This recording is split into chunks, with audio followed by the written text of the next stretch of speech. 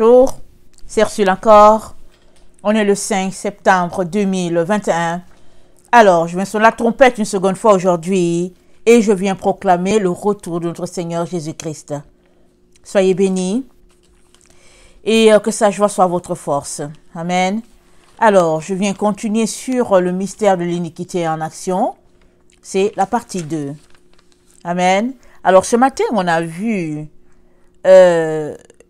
on a mis l'emphase sur l'époque dans laquelle nous vivons, à savoir une époque où l'iniquité est répandue un peu partout, à savoir une époque où on est très très loin de la doctrine de Christ à l'original. Amen. La doctrine telle que présentée par les apôtres, on ne l'a pas. On est dans le temps où c'est les doctrines de démons au fait, qui nous ont été enseignées, et puis c'est dans ça qu'on évolue, qu'on le sache ou qu'on ne le sache pas. On est dans les temps où la recherche du péché, amen, est comme la marque du moment, c'est comme une mode. Alors on cherche le sensationnel, qu'il y ait péché ou pas, amen. Alors que par le passé, les gens faisaient attention pour ne pas se lancer dans les voies périlleuses, les voies périlleuses. Mais dans le temps dans lequel nous sommes, on cherche le sensationnel, ce qui va éblouir. Et si ça nous conduit au mal, pas grave. Si ça nous conduit au mal, pas grave, pourvu que il y ait cette sensation-là, ce miracle-là que la personne recherche. Alors le culte est sur la personne et non sur Dieu. Et voilà un peu l'époque dans laquelle nous nous trouvons. Et dans tout ce méli-mélo-là, on est perdu. Et plusieurs enfants de Dieu évoluent dans l'illusion. Et ou bien on prêche l'illusion, on prêche le mensonge et on se dit que c'est la vérité. Alors, ça ne change. C'est-à-dire, ce que Dieu a dit ne sera pas changé par les mensonges qui sont prêchés à longueur de génération. Amen. Alors, Dieu a déclaré une vérité, il l'a établie, et la fondation, amen, de son règne, c'est un règne de vérité. Alors, si pendant des générations et des générations, de siècles et des siècles, tout a été mis en place pour que le mensonge se perpétue, amen, ça ne change pas le fait que si le mensonge est prêché, les conséquences dites par Dieu vont arriver, qu'on le sache ou qu'on ne le sache pas. Alors, donc, Paul dont nous a dit, ce matin, je vais lire un peu dans 1 Timothée 1, le verset 1 à 6, juste nous rappeler. Alors, Paul a dit à Timothée, à travers son épître, parce que Timothée c'est son enfant, son enfant légitime comme on le dit. Amen. Paul a dit à Timothée, au verset 3, « Je te rappelle l'exhortation que je te fis à mon départ pour la Macédoine, lorsque je t'engageais à rester à Éphèse, afin de recommander à certaines personnes de ne pas enseigner d'autres doctrines. » Alors nous avons été enseignés, sommés par les différents apôtres de ne pas enseigner d'autres doctrines. Mais comment connaîtrons-nous la vraie doctrine si nous ne lisons pas la parole, si nous n'allons pas en profondeur, si nous n'essayons pas de décortiquer et que nous laissons plutôt les humains nous enseigner sur la base de doctrines de leur dénomination? Comment saurons-nous la véritable? Parce que alors qu'on est en train de t'enseigner la doctrine d'une dénomination, tu es tout simplement en train de t'enfoncer dans le faux. Parce que la doctrine de Christ n'a rien à voir avec la dénomination. La doctrine de Christ, elle est basée sur la vérité et la vérité, elle sort du trône de Dieu. Alors, que tu te retrouves dans une dénomination X ou bien dans une dénomination Y, une fois que c'est la vérité établie par les apôtres qui est prêchée, c'est la vérité, c'est tout. Et puis, elle traverse les temps, elle traverse les époques et elle demeure. Et dans les temps où nous sommes, amen, le Seigneur, quand il viendra, il s'attend à voir sa doctrine telle que prêchée par les apôtres il s'attend à voir cette doctrine-là en nous. Amen. Et la seule manière pour toi et moi d'être issus, amen, de la doctrine des apôtres, c'est de laisser de côté les doctrines enseignées par-ci, par-là, par les différentes dénominations, et d'embrasser la doctrine des apôtres. Et tu ne peux avoir cette doctrine des apôtres-là que si tu lis ta Bible et si tu recherches la vérité et si tu éloignes de toi le mensonge. Amen. Voilà pourquoi Paul n'a cessé de nous parler des fausses doctrines, des doctrines de démons, etc., etc. Alors, pour sortir de là, donc, on a besoin, amen, de savoir qu'est-ce que Dieu a dit et qu'est-ce qu'il n'a pas dit à travers notre Seigneur Jésus-Christ. Amen.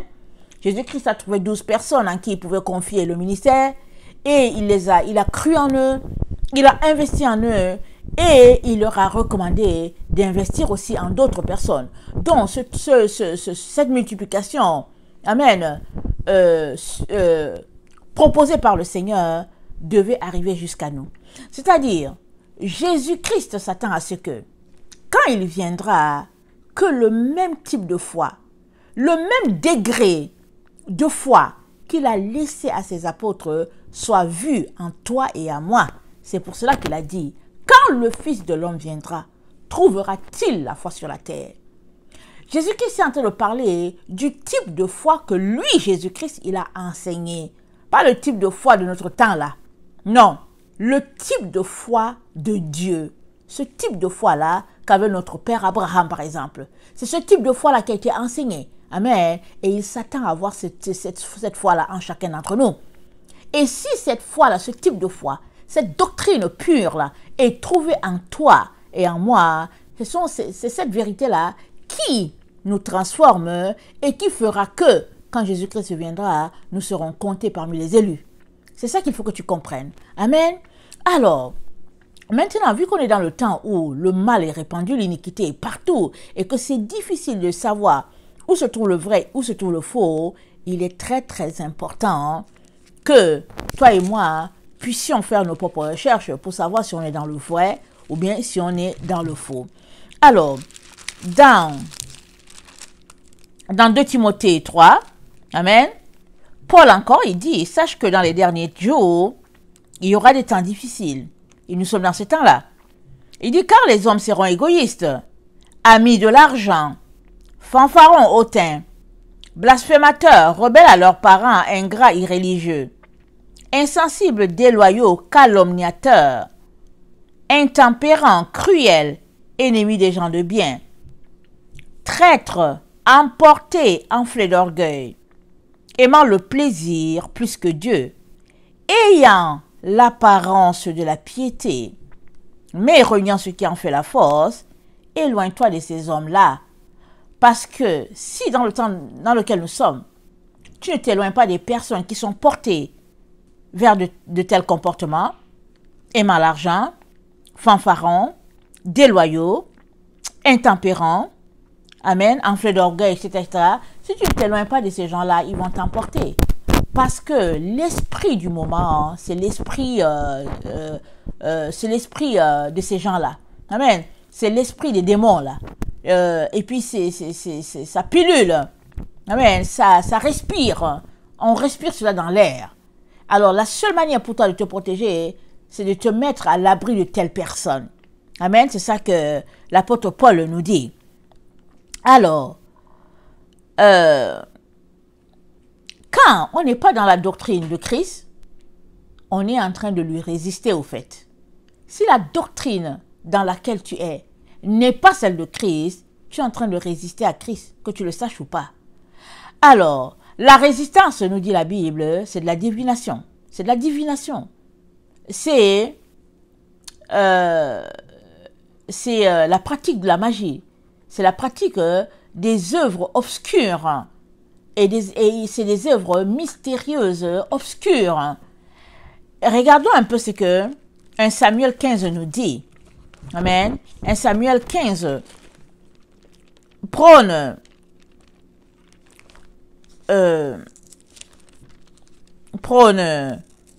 la pureté. Amen. Dans notre obéissance. Alors, si tu es désobéissant, tu es comparé par notre Dieu à quelqu'un qui pratique la divination. Et tu comprends,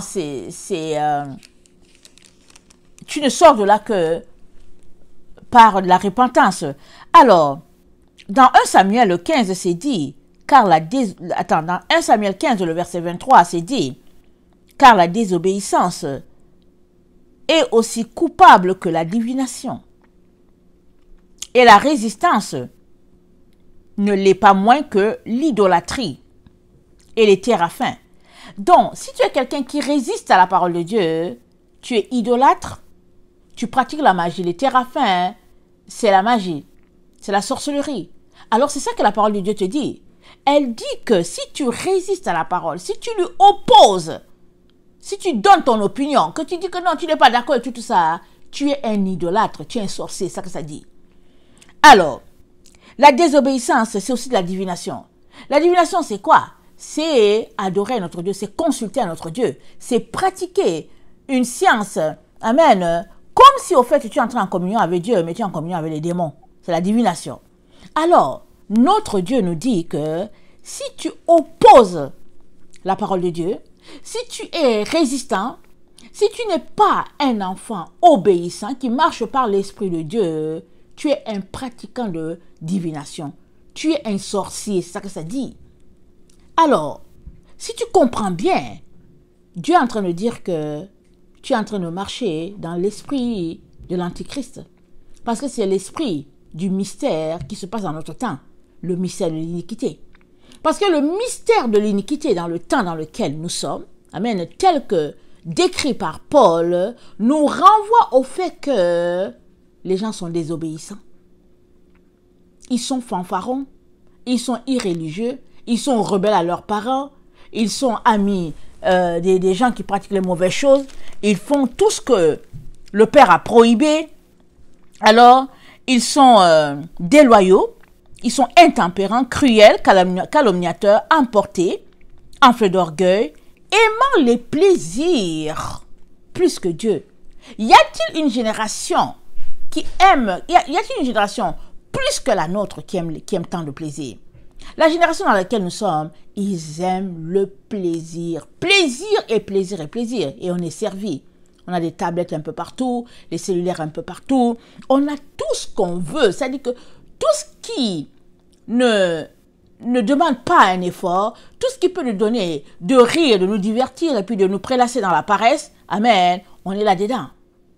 Et Paul dit, ça c'est la génération qui fera que l'Antichrist fera son entrée dans notre temps, dans notre époque. Pourquoi? Parce que c'est une époque versée vers le mystère, c'est une époque centrée vers le mystère de l'iniquité. Et le mystère de l'iniquité, ça a tout à voir avec la désobéissance. Et la désobéissance, c'est de la divination, c'est la pratique de la magie, c'est la pratique des œuvres obscures, c'est la pratique des œuvres ténébreuses. Et c'est là qu'on est. Alors, si tu ramènes cela à ton niveau, tu devrais comprendre que à toi de tout faire pour être un élève ou bien un étudiant assidu de la parole tel que Dieu l'a enseigné par ses prophètes, par ses apôtres. Ça ne sert à rien de contester. Ça ne sert à rien de te fâcher, de dire que ouais, ma dénomination a fait ceci, chez nous on voit les choses comme ça. Non. Si tu marches sur la doctrine enseignée par les apôtres, tu es dans la vérité. Si tu marches dans la doctrine enseignée par les hommes, tu es dans le faux. C'est pas compliqué. Soit tu prends cette information, tu décides de sortir du faux, tu décides de faire pénitence devant Dieu, pleurant pour dire Seigneur, aide-moi, je suis dans le faux, et il va t'aider. Soit tu demeures là-dedans, dans ton illusion, et tu seras écarté quand Jésus-Christ viendra. C'est de ça qu'il est question. Alors, on vit dans un temps où les gens sont pris dans toutes sortes d'argumentations. Ils essaient d'argumenter que bon, voilà, la femme ne doit pas enseigner, que bon, l'homme doit faire ceci, et que bon, voilà ce qui se passe, et que la politique a fait comme ci, et que bon, voilà ce qui se passe. Mais ça, c'est un faux débat. Le débat du moment, amen, pour toi et moi, ça dit que la situation du moment, c'est de savoir, sommes-nous dans le vrai ou sommes-nous dans le faux? Et si nous sommes dans le vrai, alléluia, on continue. Mais si on est dans le faux, il faut sortir de là immédiatement. Pourquoi? Parce que, on va lire ce que 2 Thessaloniciens nous dit. 2 Thessaloniciens nous dit, je vais le lire, hein. Ça dit, attendez, c'est dit, auparavant, en effet, attendez.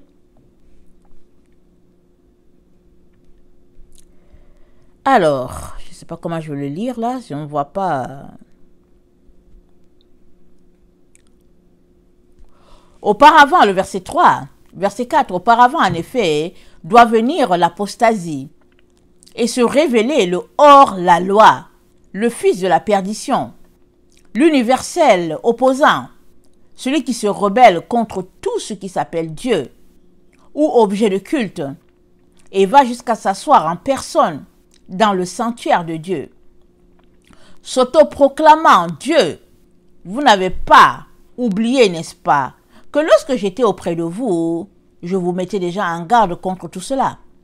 Et désormais, vous savez ce qui le retient encore, de telle sorte qu'il ne se révélera qu'au moment opportun. Oui, déjà est à l'œuvre le mystère de l'illégalité. Alors ici, ça parle de illégalité. Alors, le mystère de l'iniquité, ici, ça s'explique par le mystère de l'illégalité. Pourquoi c'est illégal? Parce que Dieu ne l'a pas permis. Alors, ce mystère, c'est quoi? C'est le fait que la divination, les téraphins, la magie, la sorcellerie existent dans la maison de Dieu et les gens acceptent cela facilement. Et puis, c'est apprécié parce que des pasteurs, des évangélistes se tiennent. Ils disent des paroles qui sont fausses, toi disant que c'est des prophéties. Ils guérissent au nom de Jésus alors que c'est des démons, amen, qu'ils lancent sur les gens. C'est des mauvais sorts. Ils ont des pactes avec le diable. Ils ont envoyé la sorcellerie dans l'église et puis juste pour se faire voir. Et ils font croire au monde qu'ils guérissent, qu'ils ont les dons de miracles, qu'ils ont les dons de délivrance.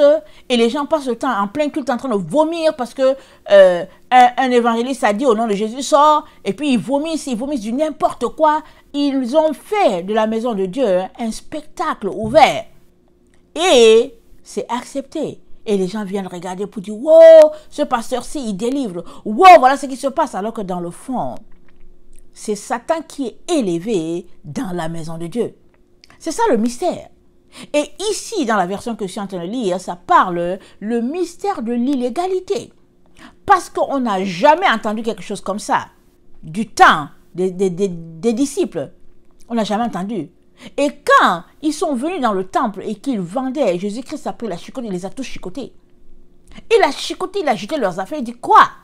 Est-ce dans la maison de mon père que vous allez vendre vos histoires là? Jésus n'a pas toléré ça. Mais il n'y avait pas les idolâtries. Les téraphins, ce n'était pas là. Il n'y avait pas, je veux dire, la divination. Il n'y avait pas la sorcellerie. Mais dans le temps dans lequel nous sommes, amen, au-delà du fait que les gens vendent des livres, n'importe quoi à l'église, parce qu'ils ont rendu cela, parce que dans notre temps, ce n'est plus des moutons qu'on vend, ce n'est plus des chèvres qu'on vend, ce n'est pas des perdrix, des pigeons qu'on vend, comme dans le temps des pharisiens. Dans le temps dans lequel nous sommes, on vend des livres, on vend toutes sortes d'histoires devant la chair, on se dit que c'est permis.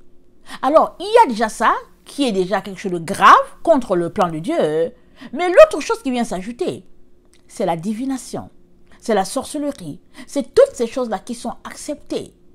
Et Paul dit que quand ce temps-là viendra, que vous allez voir ce mystère-là s'accomplir, alors c'est dans ce temps-là que le fils de perdition va se révéler. Pourquoi? Parce qu'il va sortir de ce groupe-là. Il va sortir d'un groupe qui accepte ces choses-là. Et lui, il aura fait cela avec quand même beaucoup d'audace qu'il va être couronné. Amen.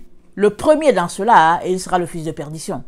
C'est-à-dire que ce sera la personne qui aura excellé dans cette divination-là, dans cette sorcellerie-là, qui finalement aura comment on appelle ça, le malheur de porter le titre de fils de perdition. Alors, donc, on lit, c'est dit que le mystère de l'illégalité agit déjà, mais que celui qui maintenant le retient encore doit être écarté.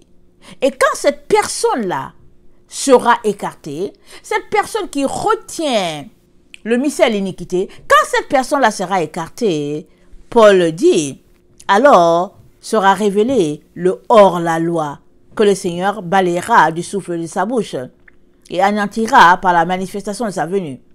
Quant à sa foudroyante arrivée à lui, le hors-la-loi, aiguillonné par l'adversaire, c'est-à-dire que l'adversaire c'est Satan, alors aiguillonné par l'adversaire,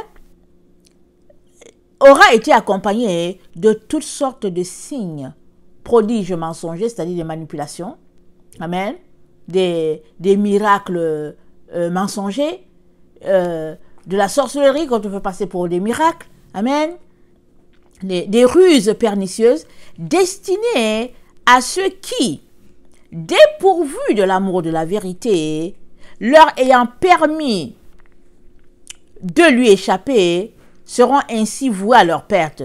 Et voilà pourquoi Dieu les soumet à une dynamique les égarant et les rendant crédules à ces prodiges mensongers, de telle sorte que soient condamnés tous ceux qui rebellent à la vérité. Ce seront complus dans l'injustice. Quant à nous, nous devons sans cesse rendre grâce à Dieu à votre sujet, frères aimés du Seigneur, parce que Dieu a choisi de faire de vous les premiers fruits, à être sauvés par le souffle qui sanctifie et la confiance en la vérité. Donc, voilà un peu comment Paul nous décrit le temps dans lequel on est. Dans ce temps-là, le fils de perdition sera révélé. Il dit dans le temps où il y aura la sorcellerie, les téraphins, les manipulations, toutes sortes de mensonges liés, amen, à ce mystère-là. Il dit le fils de perdition sera révélé là. C'est-à-dire qu'il va exceller dans ces choses-là. Il sera partie prenante de ces pratiques-là. Et Paul dit, il faudrait se méfier. Amen. Alors, le verset 11, Amen, nous dit, voilà pourquoi Dieu les soumet à une dynamique qui les égare en les rendant crédules à ces prodiges mensongers. C'est-à-dire qu'ils aiment ces choses-là, ces faux miracles-là. Ils aiment ces manipulations nébuleuses-là. Ils aiment cela. Alors, Dieu donc dit, puisque vous aimez cela, puisque dans le fond vous aimez la sorcellerie, Dieu dit, ok, bon, allez-y, à fond.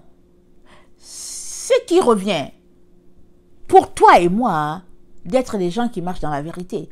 Parce que si nous ne marchons pas dans la vérité, nous serons emportés par ce type de pratique-là. Parce que ce n'est pas facile de détecter les menteurs. Les manipulateurs, c'est pas facile. Si tu ne les connais pas, dès qu'ils parlent là, c'est tellement succulent ce qui sort de leur bouche, tu comprends? Que tu te dis, waouh, voilà un vrai serviteur de Dieu. En tout cas, ce qu'il dit, c'est tellement vrai. Mais maintenant, va en profondeur savoir qui est cet homme, qui est cette femme. Est-ce qu'elle vit ce qu'elle dit? Est-ce que cette personne-là vit ce qu'elle prêche? Parce que si ce n'est pas ça, c'est une personne menteuse. C'est une personne manipulatrice. C'est une personne qui fait croire une chose et puis dans le fond, ce n'est pas ça. Et Paul dit, le temps de la fin, amen, sera marqué par ce type de personne-là, par ce type de pratique-là. Alors une personne qui va dire une parole alors que dans le fond, elle ne vit pas cela. Une personne qui va pratiquer des sciences occultes, mais qui va te faire croire qu'au fait c'est un miracle de Dieu, etc., etc. Alors, excusez, 1 Thessaloniciens 5, le verset 23, nous dit ceci. 1 Thessaloniciens 5, le verset 23 nous dit que le Dieu de paix vous sanctifie lui-même tout entier et que tout votre être, l'esprit, l'âme et le corps soient conservés irrépréhensible lors de l'avènement de notre Seigneur Jésus-Christ. Je répète, que le Dieu de paix vous sanctifie lui-même. Alors, quelqu'un qui est sanctifié, c'est quelqu'un qui est mis à part. Il n'y a pas de souillure en lui. Il se sanctifie par ses paroles, il se sanctifie par ce qu'il mange, il se sanctifie par ce qu'il fait. Mais dans son corps, dans son habillement, c'est une personne qui se sanctifie, qui est mise à part pour le Seigneur. C'est-à-dire que quand la personne sait que le Seigneur aime ça, elle pratique cela. Et puis ce que le Seigneur n'aime pas, elle laisse ça de côté. Ça, c'est une personne qui se sanctifie. Amen. Alors, Paul dit donc que le Seigneur vous sanctifie tout entier et que tout votre être, esprit, âme et corps soit conservé, irrépréhensible, s'il vous plaît, lors de l'avènement de notre Seigneur Jésus. Alors, pour que ton corps soit conservé irrépréhensible, ça veut dire que dans ton quotidien, ta sanctification, corps, âme et esprit, elle est une pratique de tous les jours. C'est-à-dire que c'est ton style de vie, la sanctification. Et quand la Bible parle de sainteté, il n'y a pas un domaine où tu es appelé à être saint et puis un autre pas. Quand il parle de sainteté, c'est partout, à tous les niveaux. Mais comment sauras-tu si tu es pleinement dans la sainteté, si tu n'es pas capable de discerner que, ici, là, il y a un mensonge à quelque part. Et Paul dit, voilà la difficulté de notre époque.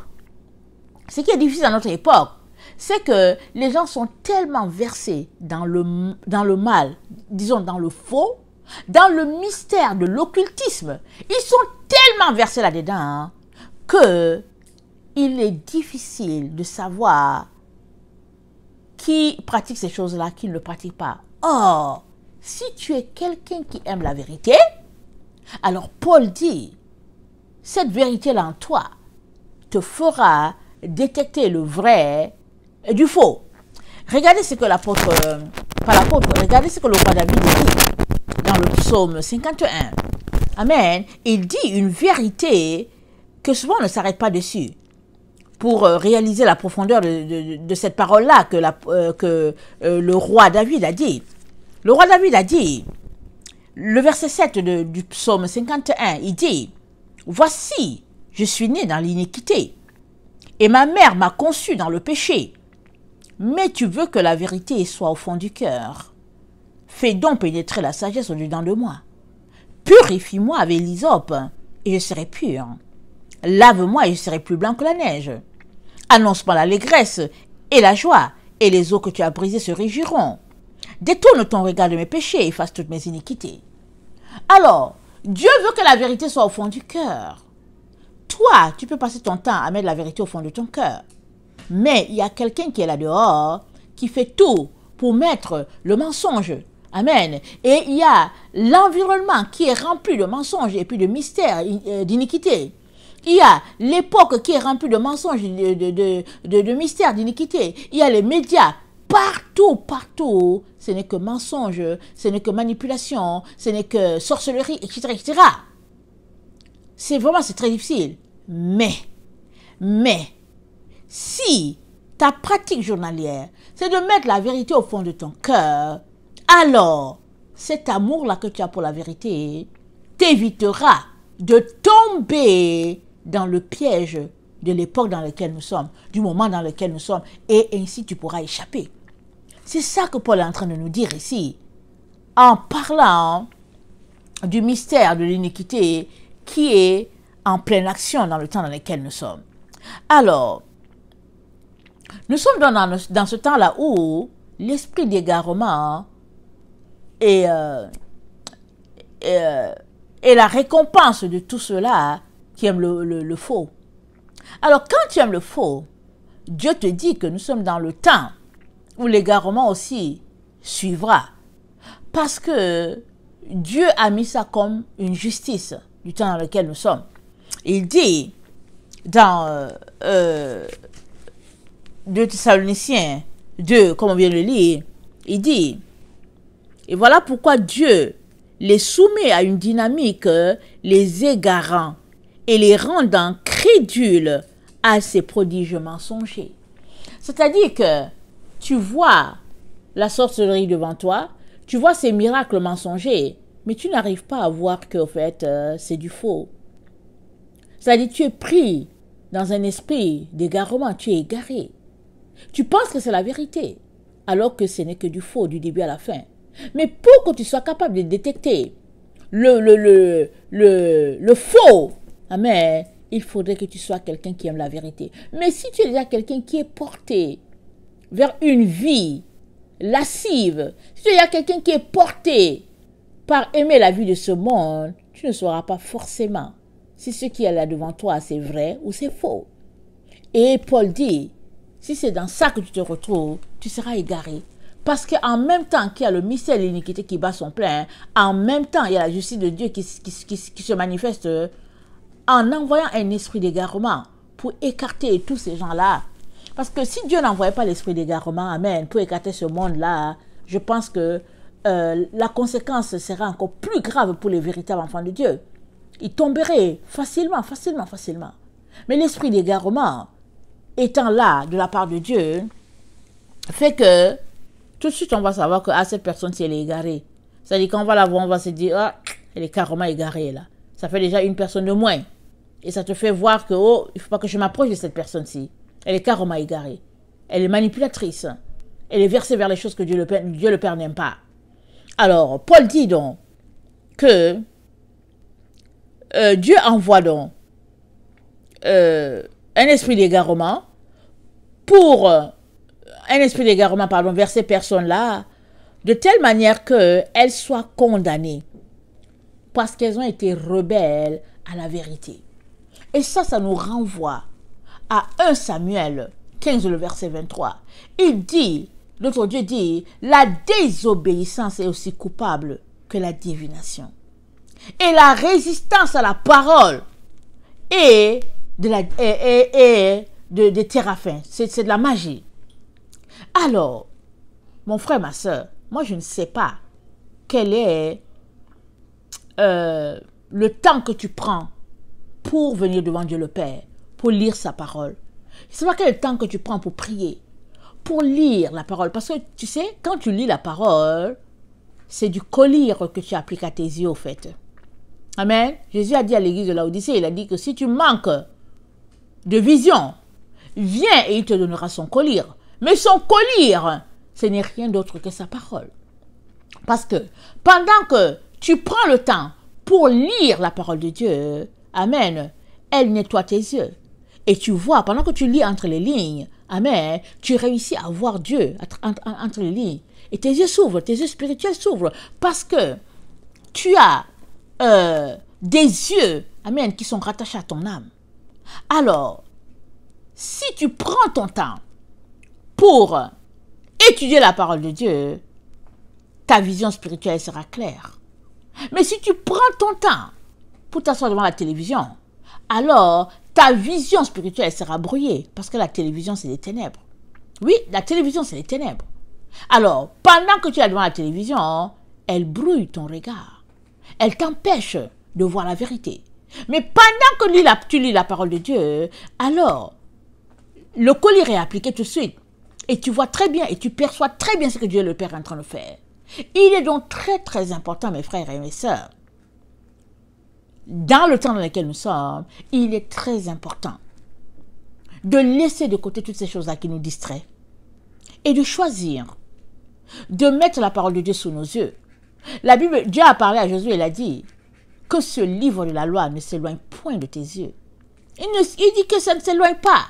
Il dit médite-le jour et nuit pour agir fidèlement selon ce qui est écrit. C'est alors que tu auras du succès. C'est alors que tu réussiras. Que ce livre de la loi ne s'éloigne point de tes yeux. Mais Satan, il le sait tellement bien qu'il a créé des choses pour nos yeux. Alors, nous sommes sur les cellulaires, nous sommes sur les tablettes, nous sommes à la télévision, nous sommes dans des magazines, des tabloïds. C'est-à-dire que des choses qui distraient. On est partout, sauf à l'endroit où Dieu nous a dit d'être. Mais si on obéissait à Dieu et qu'on venait nous mettre à l'endroit où il nous attend, c'est-à-dire qu'à l'endroit où la parole sera sous nos yeux, alors il nous dit qu'on sera ceux-là qui marchent sur la vérité et on ne sera pas égarés par l'esprit du moment, qui est le mystère de l'iniquité, qui n'est autre que de la sorcellerie mêlée à de la vérité. Amen. Nous savons tous que les sciences occultes ont infiltré l'Église de Jésus-Christ. On sait tous que la franc-maçonnerie, la rose-croix, tout ça, et ça a infiltré l'Église de Dieu. Amen. Maintenant, qui va détecter cela? Qui va réaliser cela? C'est celui-là qui marche sur la vérité. Celui-là qui va s'arrêter, qui va dire, mais tiens, qu'est-ce qu'ils sont en train de faire? La personne va regarder, elle va dire, mais vraiment, il y a une pratique ici. C'est comme si c'est la vérité, mais c'est du faux. Mais cette personne, si elle réussit à détecter ces choses, c'est parce qu'elle est dans la parole de Dieu. C'est parce qu'elle prie, c'est parce qu'elle médite, c'est parce qu'elle sait ce que Dieu a dit et ce que Dieu n'a pas dit. De telle sorte que quand elle voit des pratiques nébuleuses, elle est capable de les dénoncer. Mais si tu es une personne plutôt qui aime qu'on t'enseigne tout simplement n'importe quoi et que tu ne vas pas vérifier, tu feras partie de ceux-là qui seront emportés par l'esprit d'égarement. Et ça, je ne te le souhaite pas, et encore moins Dieu le Père. Voilà pourquoi il vient t'encourager pour te dire, aie la parole de Dieu sous tes yeux, médite-la, fais-en ton ami, la parole de Dieu, fais-en ton ami, prends du temps pour étudier la parole de Dieu, et la vérité sera au fond de ton cœur. Parce que vous savez, l'âme, nos yeux là, c'est la porte de notre âme, au fait. C'est ça. Alors, ce que tu regardes là, ça va directement dans ton âme. Si ce que tu regardes, c'est bon, alors ton âme va trouver cette lumière-là, si c'est la parole de Dieu que tu lis. Mais si ce que tu lis, ça n'a rien à voir avec la parole, alors ton âme sera assombrie. Et tu seras dans cette roue-là, et tu n'en sortiras pas. Tu seras pris dans ce cercle vicieux-là, tu n'en sortiras pas. Et le Seigneur nous encourage à tout faire pour sortir de ces choses-là qui ne nourrissent pas, qui ne rassasient pas. Alors, je viens nous encourager à nous assurer que nous ne serons pas comptés parmi les gens qui ont résisté à la vérité. Amen. Nous ne serons pas comptés parmi les gens qui auront opposé la vérité. Parce que tous ceux-là, ils seront récompensés. Ils auront l'esprit d'égarement en partage. Ils auront l'impression qu'ils sont dans le vrai, alors qu'ils sont dans le faux. Alors qu'ils auront l'impression qu'ils prêchent la vérité, alors que la justice de Dieu est déjà appliquée dans leur vie et ils prêchent le faux. Ils auront l'impression que ce qu'ils disent c'est vrai, parce qu'ils le sentent en eux qu'ils disent la vérité, alors qu'ils sont égarés. Il est donc très très important, mes chers frères et chères sœurs, de réaliser l'urgence du temps, amen, et de sortir de toutes ces choses-là qui ne glorifient pas Dieu. Et demeurer, amen, dans sa présence, parce que le mystère de l'iniquité, dans le fond, ce qui est mystère, c'est-à-dire que ce secret caché-là, ce n'est autre que de l'idolâtrie, les téraphins, la sorcellerie, la magie, infiltrée dans la parole de Dieu, amen, et faisant corps avec le corps de Christ, si bien qu'on a l'impression que tout est normal. Et on apprécie tout cela. Et puis les pratiques qui sont là, finalement, tout est rendu comme, tout est libéral, et il ne faudrait pas exagérer, et que bon, voilà, il ne faut pas quand même exagérer, etc. Et puis finalement, quand la vraie parole est prêchée, cette vraie parole est prise pour du faux. Et le faux est pris pour du vrai. Et c'est dommage. C'est l'époque dans laquelle on est. Mais une chose est sûre, Dieu ne changera pas ses standards pour nous faire plaisir. Dieu ne diluera pas sa parole parce que nous, on a dilué la sienne. Il ne va pas le faire. Quand il viendra, amen, il frappera. Et durement, il est déjà en train de frapper.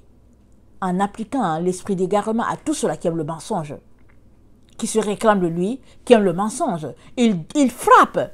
Il donne l'esprit d'égarement à des communautés, à des groupes de personnes, même à des familles.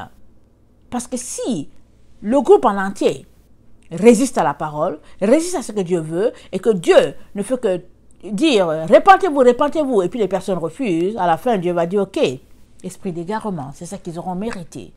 Alors je ne le souhaite à personne, amen. Je prie tout simplement que nous puissions aller devant lui dans la repentance, les genoux au sol, le supplier, pleurer pour lui dire de nous aider à marcher dans la vérité. Avoir la vérité au fond de notre cœur, je prie que nous puissions lui demander de nous aider à détecter ce qui est faux et que vraiment il puisse nous aider à aimer son avènement. Amen. Parce que tous ceux-là qui aiment l'avènement du Seigneur ne lui résistent pas, ils ne l'opposent pas.